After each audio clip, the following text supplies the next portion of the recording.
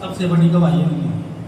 और मेरी एक गवाही है जो मैं जीवन में कर रहा था, वो इतना बड़ा कार्य कर रहा था कि हद से ज़्यादा मैं शराब भी पी रहा था, गुटखा भी खा रहा था, यानी सब नशे कर रहा था मैं।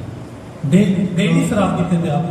हाँ, डेली शाम को, भाई दिन भर काम करते थे, डेली शाम को, डेली अगर कभी कदम ना पिए तो दूसरे दिन तो पीना पक्का है। एक दिन में कितने की शराब पीते थे आप? एक दिन में कितने रुपए की शराब पीते थे? अब कम से कम अगर कुछ भी नहीं तो 100 से 150 रुपए की।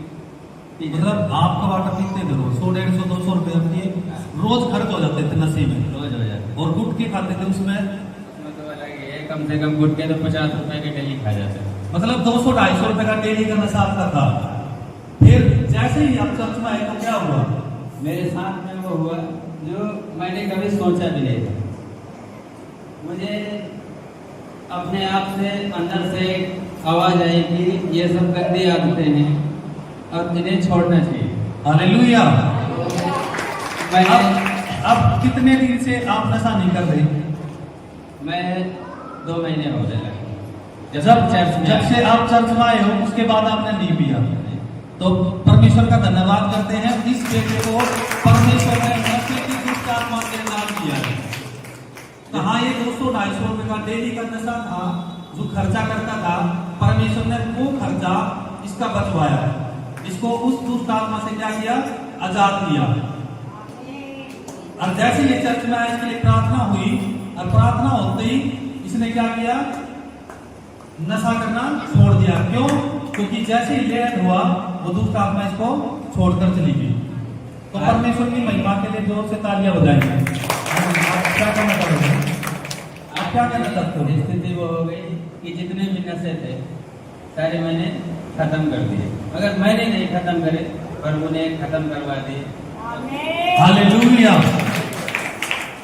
अब मेरे अंदर बस अभी है थोड़ा नशा, एक नशा बाकी है, वो भी प्रभु से कहते हैं इसको भी निकाल कर फेंक दो। वो जरूर परमेश्वर करेगा। आपको परमेश्वर ने इतना आजाद किया है तो परमेश्वर वो भी करेगा। अभी एक नशा बस कभी कदार तम्बाकू खाते हैं, बाकी गुटखे का, दारू का, यही 2 नशे थे हमारे पास। तो इतने ज्यादा थे कि 200-250 रुपए डेली के हमें चाहिए। कमाई हो या ना हो, कमाई हो या ना हो, परमेश्वर ने देखो इसके 6 से 7 हजार रुपए हर महीने जो इसके वेस्ट में खर्च होते थे वो इनके घर पे काम आएंगे, इनके बच्चों को काम आएंगे। तो परमेश्वर सबके जीवन में काम करता है। जो आदमी अभी इसने बोला ना हमारे साथ से कुछ भी घटना हो जाए, ये शैतान से लड़ते रहे, पर इन्होंने परमेश्वर के भवन में आना नहीं छोड़ा। शैतान ने इतनी कोशिश करी इनको भरमाने की, इतनी कोशिश करी परमेश्वर के भवन से दूर करने की, पर लेकिन इसने क्या बोला कि चाहे जो मर्जी हो जाए, मैंने प्रभु यीशु तेरा पल्ला नहीं छोड़ना। अब जैसे ही आप लोग ऐसे शब्द बोलोगे तो परमेश्वर आप लोगों को कभी भी निराश नहीं छोड़ेगा।